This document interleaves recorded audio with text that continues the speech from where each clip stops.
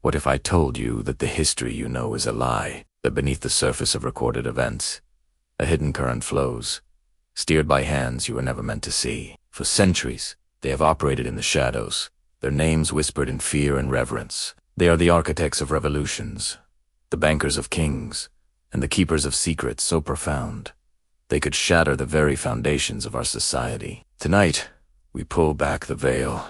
We risk everything to expose the hidden hands that have ruled from the shadows. This is knowledge they do not want you to have. Our journey begins in the crucible of the Holy Land, amidst the clash of swords and faiths. From the chaos of the Crusades, a new order of warrior monks arose, the poor fellow soldiers of Christ and of the Temple of Solomon.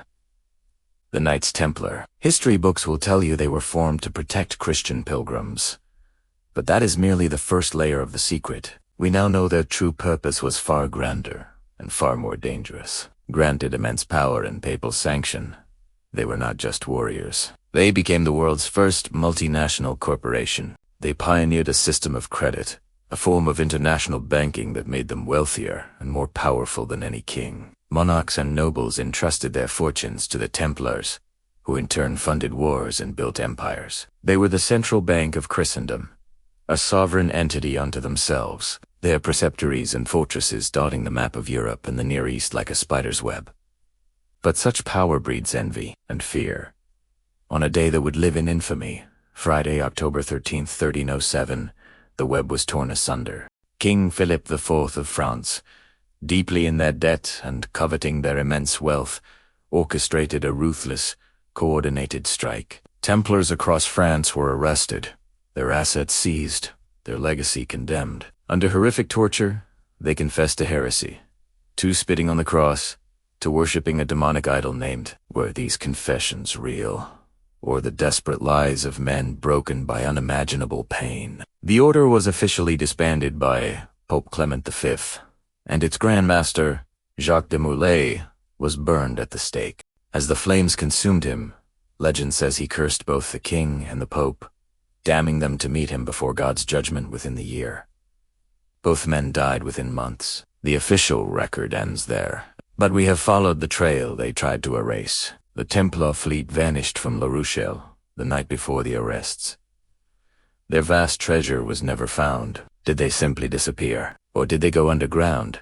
Their secrets, their wealth, and their quest for power continuing in the darkness, waiting for the right moment to re-emerge. Centuries later, as the age of enlightenment dawned, another shadow organization was born, one whose name has become synonymous with global conspiracy. Hollywood and popular fiction paint them as a cabal of ancient, power-hungry elitists, the Illuminati.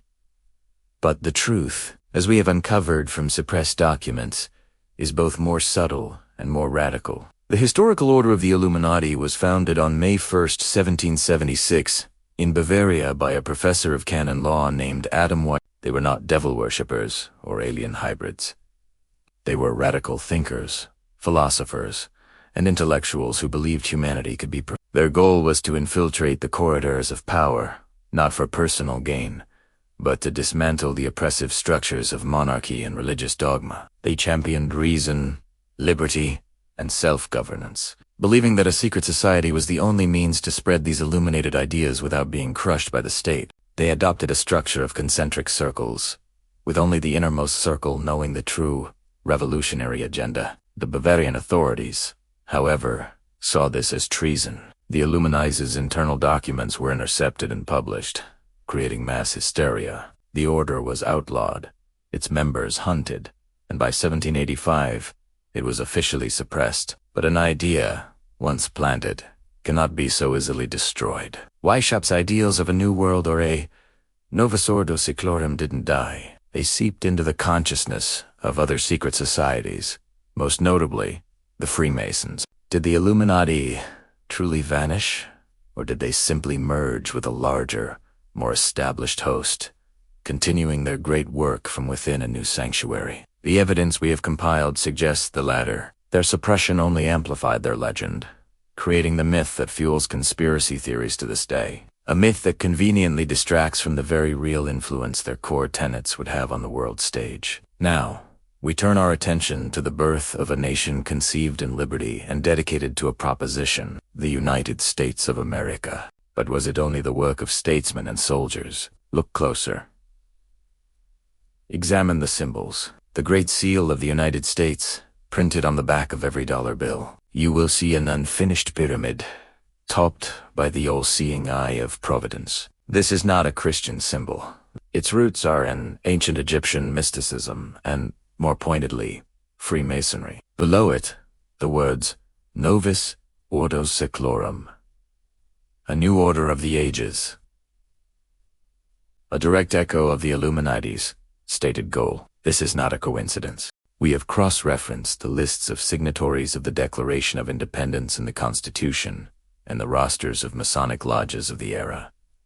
The overlap is staggering. George Washington, Benjamin Franklin, John Hancock, Paul Revere. At least 30 of the 39 signers of the Constitution were confirmed Masons.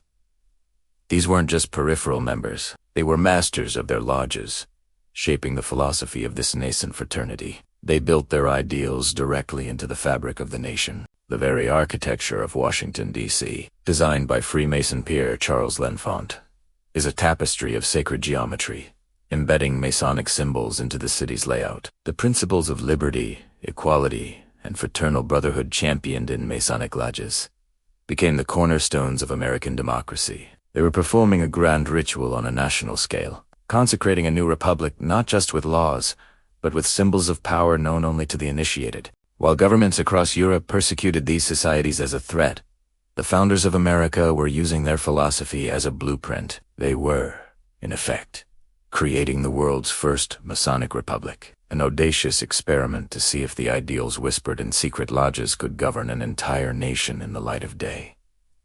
The story does not end there. These hidden hands have continued to shape our world. The influence of these groups, and others like them, can be traced through the French Revolution, the unification of Italy, and the political upheavals of the 20th century. Governments that once hunted them eventually adopted their methods of intelligence, their hierarchical structures, their use of symbolic propaganda. They sought to control the very forces they once feared. This duality of being both persecuted and emulated is the core of their power. They exist in the liminal space between rebellion and establishment, a constant force of change pushing against the status quo, only to see the status quo eventually absorb their innovations. Today, their legacy is twofold. On one hand, it fuels the sprawling, often fantastical world of conspiracy theories, a digital wilderness where every world event is attributed to a shadowy cabal. This creates noise, a smokescreen that makes it difficult to see the truth. But on the other hand, the real influence endures.